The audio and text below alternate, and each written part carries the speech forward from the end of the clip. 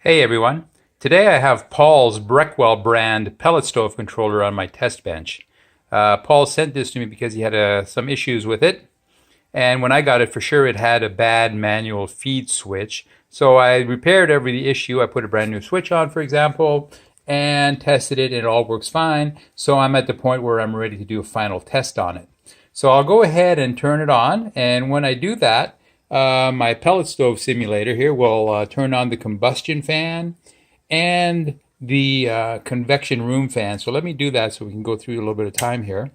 So there it is, the combustion fan and the convection room fan, the red and the blue are on. And I've got no lights on, nothing's happening.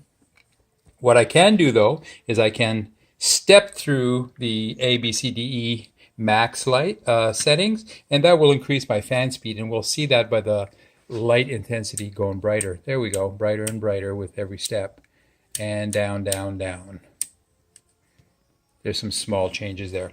And the other thing that I can do is I can press on the manual feed switch, and when I do that, because I'm in low mode here, the light will go to maximum. So let's do that next. So there we go, and it goes to max.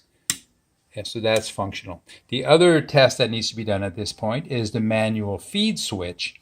The manual feed switch is the one that I just replaced. I put a brand new one on for to the controller. And when I do that, the auger motor will drive. The auger motor is depicted with the yellow indicator here. So let me press on that and we'll see the light go on. And there it is. As I release, press, release, press, release. So that's all functioning correctly. So the next step I'm going to take is I'm going to press on the auger button, and that will turn on my green light at the top. And here we go. We're now in automatic mode. Now it takes about 25 seconds before anything happens here, but when that time has elapsed, through the pellet feed hole here, we'll see the green LED come on, and at the same time when that happens, the yellow indicator light should come on. So let's keep the camera right here and see what happens as we wait for this to happen. Like I said earlier, it's about a 25-second wait on this controller. There it is. So you saw the light come on and you saw the green light come on, or the light with the yellow indicator come on, which is the auger motor. Let's wait for that for one more time. There it is, both lights come on. Now the next thing I'm going to do is I'm going to step through to the all the way up to max, and what that will do is it'll cause the pellet indicator to stay on longer and the pellet motor indicated in yellow to stay on longer. As you can see right there, I'll wait for one more cycle, but as you can see it stays on for like 2 seconds, something like that, really short period of time, and then it goes off.